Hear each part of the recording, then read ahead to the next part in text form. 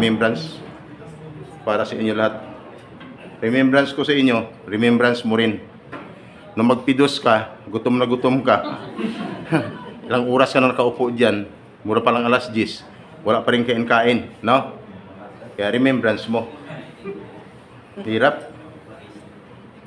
Tapos pagdating sa labas ng bansa, pag may problema, doon mo na maalala kung anong na-experience o naranasan mo doon na gutom.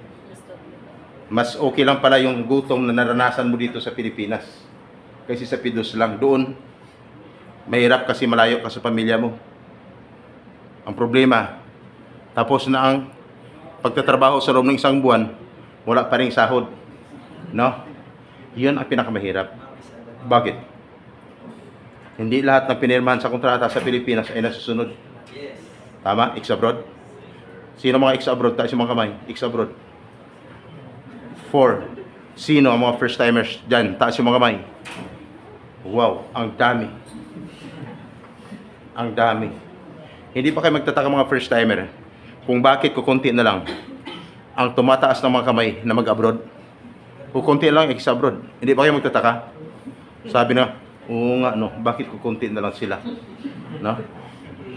Kaya hindi madali kasi ang pag-abroad. Malamang, hindi na yan. Hindi na sila bumabalik. Kasi ano? Ha? Ang iba sabi, mayaman na. Ganun na talaga. Kung marunong ka, pagdating sa labas ng bansa, baka 2 taon ka lang doon, marami ka nang naipon. No?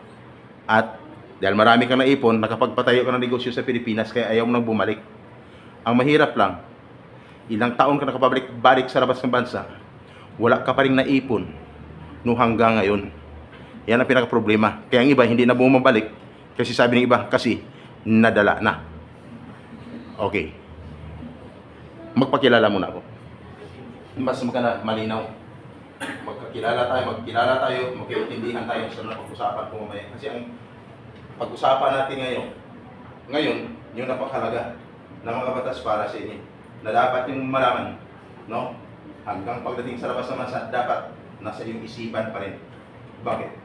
Hindi madali ang pagiging OFW pagdating sa labas ng bansa. First timers, hindi madali ang pagiging OFW pagdating sa labas ng bansa. Iba ang batas dito. Iba ang batas doon. Ulitin mo. Iba ang batas dito. Iba ang batas doon. Kaya dapat ihanda mo ang sarili mo. Kahit anto ka na, pilitin mo na nakakonsentrate sa akin. Ha? Huwag sa katabi. Huwag doon sa asawa mo naghintay sa'yo. No? Kasi bakit? Napakalagang bagay ating pag-usapan ngayon. Ang maghatid sa inyo ng magandang balita, walang iba kundi si Mr. Sam Carbaosa ng Amipa Pidos. Monday hanggang Saturday, nandito rin po kami. Ang iba nagtatanong, Mr. Sam, ba't ka nandito? Nandito kami dahil sa napakalagang mga services para sa inyo. Ang iba nagtatanong, Mr. Sam, ano naman ang mga services niyan? Ang lagi kong sagot, ganito, mamaya, inyong malalaman ang buong detalye sa aking pagbabalik. Sabi ni iba, akala ko tanod kanina yung pagpasok. Diyan ka nagkakamali. Hindi po ako tanod. Sa tanod ba, may makita kayo ganitong buhok? Di ba? Wala? Okay. Sa tingin mo, sir, ano ako? Sagot, sir.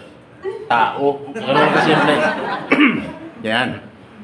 Pagdating sa part ko, walang antok. Lahat ng antok, gising. Lahat ng tulog, gising. Lahat ng gutom, busog. Busog ng ano? Hangin! Okay! Nakopyan yung pangalan ko? Hindi? Mabilis? Mabilis ba, ma'am? Okay. Tatanungin lang kita, ma'am. Sabi mo kasi, masyadong mabilis. Anong gusto mo? Mabilisan? O matagalan? Ikaw nagsabi, mabilis eh. Mabilisan. Bakit?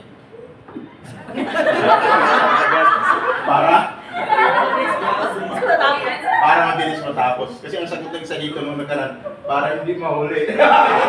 Mahuli sa ano? Traffic. Di ba? Pag traffic, hindi ka makarating maaga. May sinabi ba kami masama? Wala. Wala kaming sinabi ni ma'am na masama doon. Sabi niya lang, gusto niya, mabilis matapos. Para makawi agad. Okay. Pero ang sagot dito ng mga transfer, may isa sabi, gusto ko, matagalan. Bakit? Sabi, at least, fair na fair ko. Fair na fair niya, sir. Yung napag-usapan dito. Fair na fair niya. Paglabas niya dito, may natutunan siya. Kaya, huwag kang mag-isip ng masama. Kaya na to? Wala. Okay, tuloy. Exabro, kamusta naman?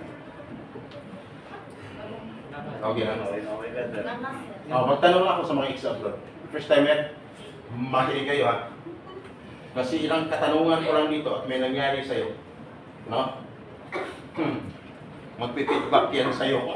Okay. Kaya kung kanina 100% ang excitement mo kay Ma'am Sandra Lynn, pagdating sa part ko, yung 100% mo na excitement, malamang mababawasan yan.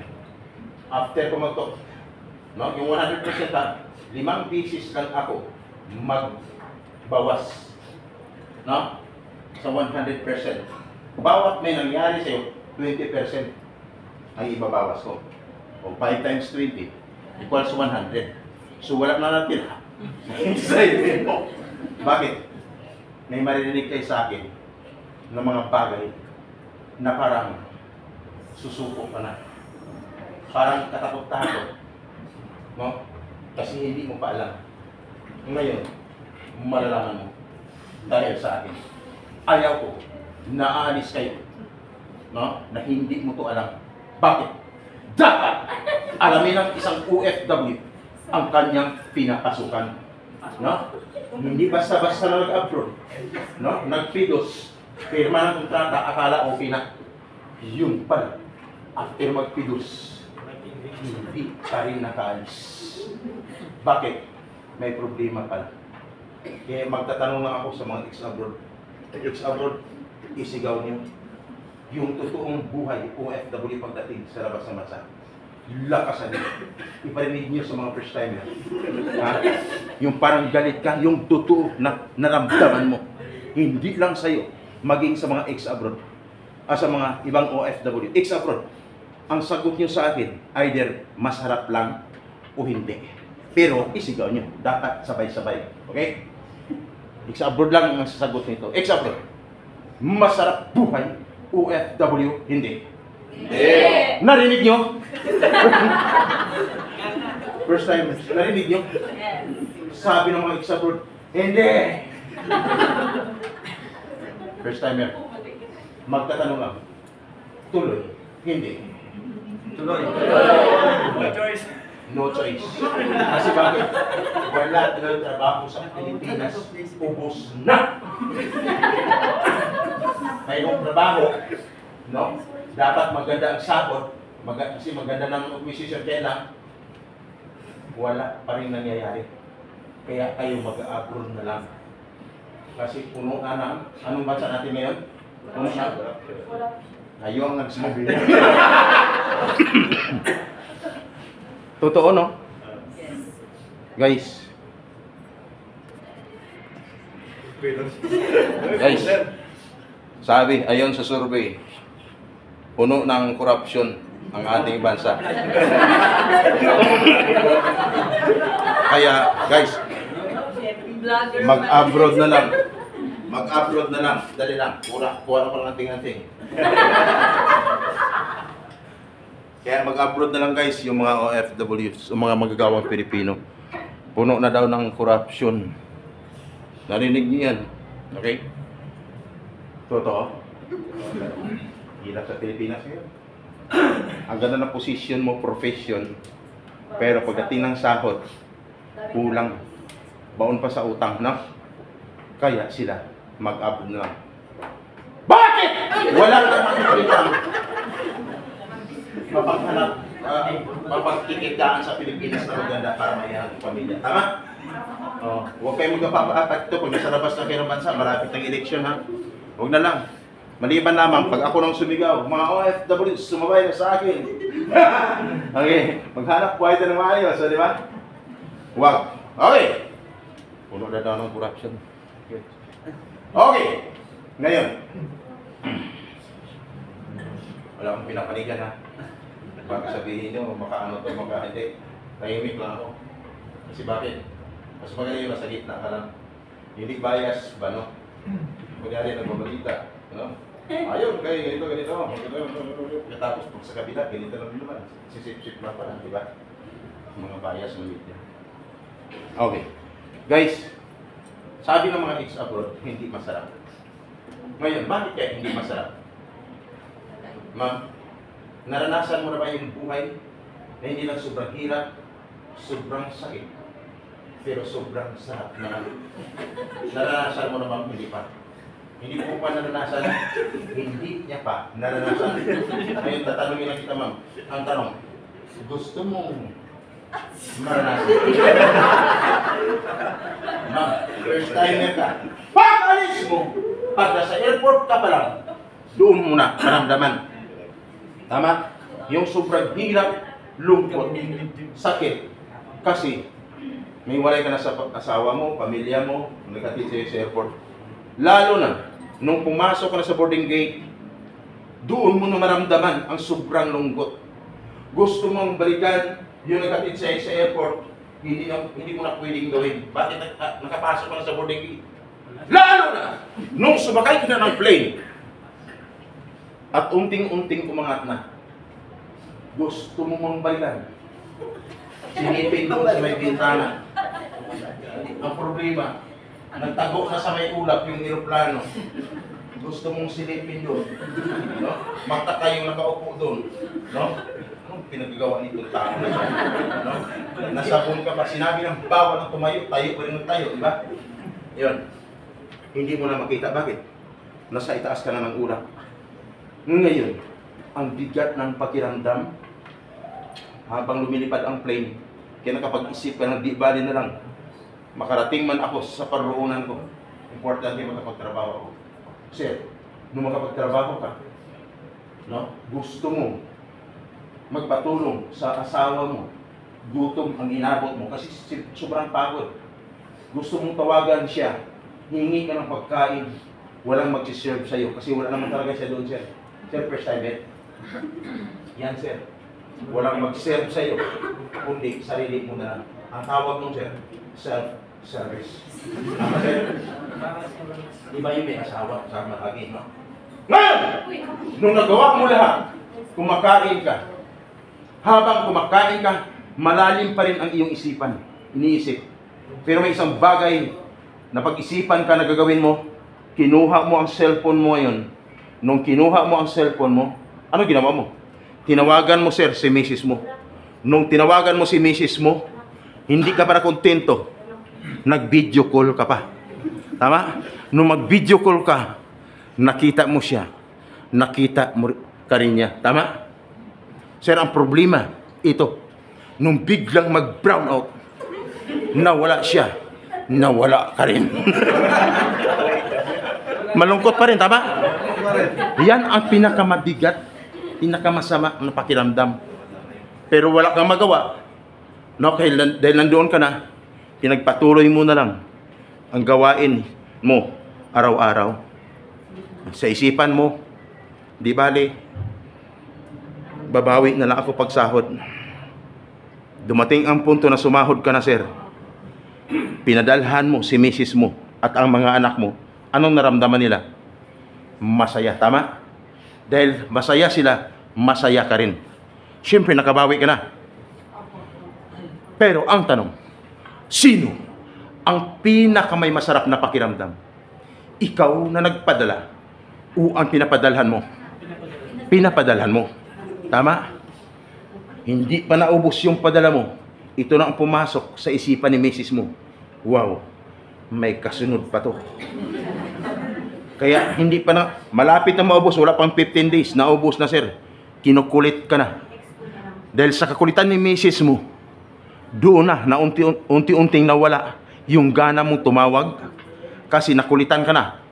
Pagdating ng isang buwang pagtatrabaho, doon na, umaasa ka, nasahuran ka na. Yun pala, delayed na ang sahod mo. Nung delayed na ang sahod mo, doon ka na makakaramdam ng sobrang hirap.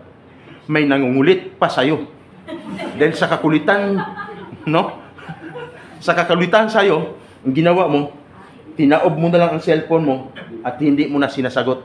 Kaya ang iba, guys, umuwi ng Pilipinas, no? Na nauwi pa sa demyandahan, mag-asawa, at nauwi pa sa hiwalayan. Tama? Kaya marami mga broken family ng mga OFWs. Sir, ingat ka. At sir, ngayon paalis ka na. May is ba kanina? Wala. Pero may nabanggit si Ma'am Sandra din yung mga benefits. No? Na pag mayroong 7,500, mayroong 10,000, 7,500 US dollars, mayroong 10,000 US dollars. Ang pinagabangan na doon, sir, yung 15,000 US dollars. Kaya bago ka umalis, sabihin mo na sa asawa mo, mahal, mamili ka na. Ang tagal ng mga pangarap natin, hindi pa rin natupad. Ngayon matutupad na kung gusto mo. Gagawin ko. Lahat gagawin ko para sa'yo. Sabihin mo, sir. Pag tinanong yan, ano yan? Kaya mong gawin? Yes. Kay 3 buwan lang. Gawin ko para sa'yo. Sir, pag ginawa mo yan, no? Pag sinabi ni Mrs. mo, sige, gawin mo na. Magsimula ngayon, mag-ingat ka na kay Mrs. mo. Bakit? Wala siyang ibang pakay sa'yo, kundi pagkakitaan. No? Kulang-kulang milyon yun, sir. Pag natuluyan ka. Nagpadala. Sino magkinabang doon? Insurance? Ha? Accidental insurance. Ginawa mo, sir. Kunyari lang. No, nalaglag ka. Natuluyan. 15,000 US dollars yun, sir. No? Kaya pag sinabi ni Mrs. sige, gawin mo na. No? Mag-ingat ka. Kasi ang makinabang doon, hindi ikaw, siya at ang kapitbahay mo.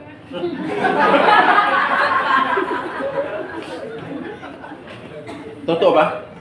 Ingat ha, kasi may mga ganun. Dapat maging tapat yung asawa mo sa'yo. No? Ikaw maging tapat din sa kanya. Huwag niyong gawin kasi hindi maganda. Malaking pera pero hindi niyo mapakinabangan yun. Yung 10,000, tawag nun accidental death, sir. Yung 10,000, natural death, no? Insurance. Yung 7,500, yung pag-uwi mo, makikita pa rin kayo. Pero hindi na kayo makapag-usap ng maayos. No? Kasi hindi na tuluyan. PWD. No? Disabled ka na. No? Kinabang sila. Ayan, din mo. Sawa ko, abroad yan, no? Hindi na makapagsalita. Ang hirap. Alam ko yun. Yung lahat na sinabi ni Ma'am Sandra din kanina, alam ko yun. Kasi ang part niya is part ko. Signatory siya ng certificate, signatory din ako. Accredited siya, facilitator ng kuha, accredited na. Yung part ko, hindi niya part. Ang part ko is welfare assistance, just in case of emergency. Kaya ilang bagay lang ang sinabi ko sa inyo. Dapat may natutunan kayo. At number 1, ito ang dapat mong malaman. Bakit? Sino ang nakapag-sign na ng kontrata? Taas yung pagkamay. Umpisa na tayo. Magbawasan na tayo. Nakapag-sign ng kontrata, kukunti lang. Okay, very good. At least may nakapag-sign. Sino hindi pa nakapag-sign ng kontrata? Taas yung mga kamay. Thank you. Mas marami ang hindi nakapag-sign ng kontrata. Pero 2 beses kung magpataas ng kamay, may nakapag-sign, mayroong hindi. Mayroong tumaas ng kamay, pero mayroong talagang hindi tumaas ang mga kamay. Magtatanong ako sa inyo, sa mga hindi tumaas ng kamay, ano kayo? Sabi ng iba dyan, tahimik lang, pakialam ko sa'yo. Ganun naman yan di ba? Alam ko, may nurse dyan, may doktor. Kung may nurse, doctor, engineer, no? Mayroong tayong subject dati na general psychology, di ba? Mag-aaral tayo. What is general psychology? General psychology is a study of mind and human behavior. Alam ko na yan. Alam niyo na yan, di ba? Kaya alam ko, kahit hindi ka sumagot, alam ko na kung anong nasa isipan mo. Bakit? Ang iba dyan, kunyari, tumatango. Pero ang nasa isipan, no? Yes, sir, yes, sir. Anong oras mo ba talaga kami pagkagawaran dito? Kasi ang layo pag inuwihan namin, no? Kala nyo, Hindi kayo makakalusot sa akin. Okay! Yan. Kaya concentrate. No? Kaya kung ikaw nakapag-sign ng kontrata, okay, very good. Kung hindi pa nakapag-sign ng kontrata, ayon sa batas, dapat ang isang OFW bago magpidos, dapat siya nakapag-sign ng kontrata. Nasa batas po yan. Ex-abroad, tama? Hindi. Tama. Kaya kung hindi ka nakapag-sign ng kontrata, nandito ka na ngayon, may ibig sabihin, normal lang. Bawasan ko na ng excitement mo ng 20%, doon sa 100%, ang natira is 80%. At dapat, after magpidos, siguro din makaalis ka na. No? Kasi ang isang OFW, mulang nag-apply at nabisahan, dapat 60 to 90 days prior, dapat wala na siya sa Pilipinas. Ang ibig sabihin, 2 buwan mulang nag-apply at nabisahan, 2 hanggang 3 buwan, dapat na i-deployed ka na at dapat wala ka na ngayon diyan sa iyong inuupuan. Sabi ng iba, ha? Oo nga kami, 5 months na nandito pa rin. May ibig sabihin, hindi ka pa nakapag-sign ng kontrata. Hindi ka pa rin nakapag-alis. Hindi ka pa rin nakaalis.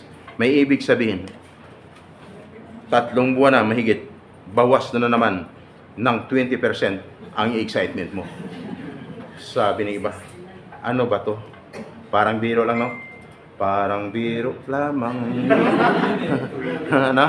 Yung pag-abroad ko na hindi ko alam, may nangyari na pala. Okay! Dapat na-deployed ka na.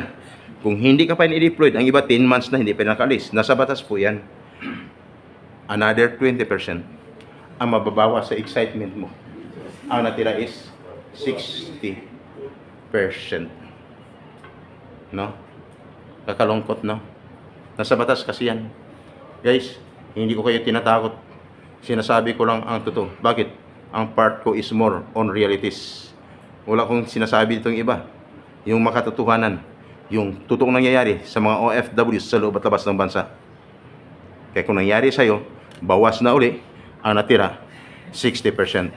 At dapat, ang isang OFW, bakit kailangan siya makalis? Kasi iba na yan nakapagbayad ng placement fee. Tama? Pag nagbayad ka na ng placement fee, ang salary mo is 20,000. Magkano dapat ang maging placement fee? Dapat equivalent of 1 month salary. Sabi niyo ba? Ganun ba? Bakit kami sobrang laki? May ibig sabihin, marami kang pera na monitor ka.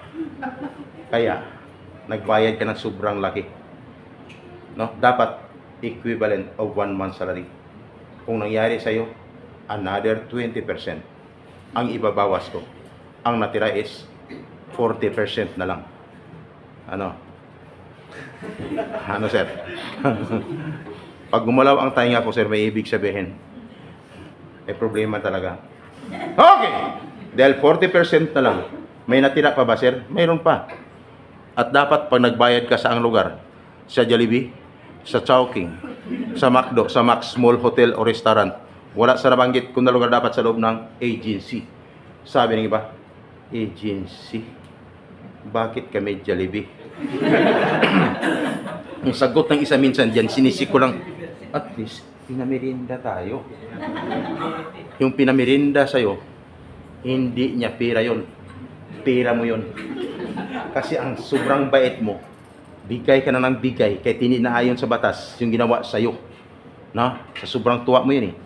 Dahil nangyari sa'yo, another 20% na naman ang ibabawas ko sa'yo. Dapat, pag nagbayad sa loob ng agency. No? Kaya pasalamat kayo sa inyong agency, ha?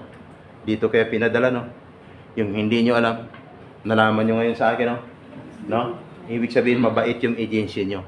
Para may matutunan lang kayo. Bakit? Marami kasing gumagamit sa pangalan ng agency. Kunyari lang. Ang purpose, pag alam nila na agency, taga-agency sila, at pag nagbayad, magkakapira na sila. Ang tawag nun, instant money. Tama? Ang kawawa naman yung agency. Ginamit ang pangalan, mapiktuhan pala ang pangalan ng agency. Walang kalam-alam. Kaya pasalamat kayo sa inyong agency, ha? Kaya sabihin nyo sa inyong agency, hi ma'am, sir, salamat po sa inyo. Sabihin niya, hi ma'am, sir, salamat po sa inyo. No? Ganun ka siyempre. dapat sa loob ng agency. At dapat, ang natira, kung nangyari sa'yo is 20% na lang. At dapat, pag nagbayad ka, ay mayroon ka ukulang ano? Resibo. Sabi ni iba, resibo. Bakit kami wala? No? May resibo. Ang lungkot, no? Kaya kung nangyari sa'yo, wala kang resibo ngayon, another 20% ang ibabawas ko. Ang natira, wala na. Problema, hindi. Mr. Sam, bakit alam mo? Yan ang naayon sa batas. At bakit mo alam? Yan kasi ang trabaho ko mula noon hanggang ngayon. Hindi lang sa labas, hanggang pagdating sa loob ng PIDOS. Ang purpose lang, malaman ko lang kung ikaw may problema o wala. Para hindi naman maapektuhan ang pangalan ng agency. Bakit? Yung violation na yan, that is a violation of Republic Act 8042 of Anti-Illegal Recruitment or 10022 as amended of Anti-Human Trafficking Violation. Kung nangyari sa iyo, meaning to say, you are a victim of illegal recruitment. Hindi alam ng agency mo. Ang sinabi na sa iyo, sige, magbayad na kayo. Ang ganda ng pupuntahan nyo. Poland, Czech Republic, Malaysia, Africa. Wow, ang ganda ng trabaho doon. Magsabay-sabay na kayo doon. Isang grupo pa kayo. Di ba? Hindi mo alam, pagdating doon, isang grupo pala. No? May problema. O isang grupo kayo, mag-abroad kayo, magbayad na kayo. Yung pala after magpidos, sir, 1 year na, hindi pa rin kami nakaalis. 175,000 bawat isa. Sir, 280,000 bawat isa, sir. Saan kayo? Papunta. Sir, Korea, Japan, Malaysia, Czech Republic. Na? Hindi ko alam kung anong mga company pupuntahan nyo. Binanggit ko lang. Sana wag mangyari sa inyo. Sana marami nang tumino. Na? Ingat ha. Mga taga Batangas, oh. Naawa ako eh. Yan ang huling ko lang nalaman. At large ng suspect. Yung 280,000, 12 puro mga teachers. Teacher yun. No? Rinaba ang opportunity papuntang Korea. Pero hindi nakaalis. No? Ingat. Swerte lang nasa PIDOS ako. Kung wala ko sa PIDOS, no? Madadali yung mga yan. Nakipag-meet din kasi ako. Nag-a-apply din ako. No? Minsan-minsan. Nag-a-apply din. Hindi lang ko sa PIDOS. Hanggang sa labas, nag-a-apply din ako. No? Makita mo minsan, nagtitinda na kung ano-ano. No? Yan ang trabaho ko. Magtitinda na kung ano-ano. No? Yan. Ang purpose, kumita. No? Tinda ng tuyo, daing, yan. Tapos nakipag-meet na rin ako. Pag mayroon nang magkipag-meet sa akin, ito alam nyo, yung Lotus, wala pa yan dati. Chowking yan dati. May dadali ko dyan. Sabi ko, wala akong pira-pira. Pero, Nay, i-grab ko, mangutang ako. Kaya kong mag-provide ng 80,000. Nakipag-meet. Ay di. Nakipag-meet. Ay di. Natulungan niya ako. Natulungan ko rin siya. No? Ayan. Ingat Ingat. Violation of Republic Act 8042. Kaya kung nangyari sa'yo, i-inform yung inyong agency. Maawa po kayo sa inyong agency, ha? Baka maya, akala mo sobrang mabait ang agency mo, pero wala silang kalam. Kasi pag hindi mo i-inform na biktima ka sa labas, kawawa yung agency mo. Kung ang suspect mahuli at makulong habang buhay, lifetime imprisonment, yung kausap mo doon sa agency, pwede siyang mahuli din at makulong habang buhay. Bakit? Anong kaso? Accessories of the crime. Hindi madali ang pagiging isang OFW. No? Marami kang dapat alamin. Hindi lang yung iniisip mo, wow, after ng PIDOS mamaya, may certificate na ako, makauwi na ako, at sa sunod flight ko na, no? Pero hindi mo alam kung hanggang kailan ka pa ba talaga maghintay. Ingat ha. I-inform ang agency para hindi sila madamay. Maawa naman po kayo sa agency. No? Ganon din. Pagdating sa labas ng bansa, no, pag may problema, mga pagbabago, i-inform pa rin po ang agency. Hindi kahit sino-sino ha. Kasi bakit? Marami kayong tumutulong. Marami din naman tumutulong. Pag may problema sa labas ng bansa. Kaya lang, minsan, kunyari, na-aksyon na ng problema. Sige, papuntahin mo pamilya mo dito. Pinapunta ilang buwan, wala pa rin nangyayari. No? Pinapunta. Gumastos ang pamilya mo, ikaw inasahan. Sweldo mo ang inasahan. Wala pa rin nangyayari. Bakit ko ang kwento yan? Yan ang alam, pagkakaalam ko eh. Mapapanood niyo yan pag ipapasearch ko sa inyo. Hanggang sa nakarating na sa abogado ang problema, wala pa rin nangyari. Hanggang sa magsara na lang ang agency. Natalo na, nagbayad pa sa abogado, pamilya mo. Ang kawawa, number 1 sino?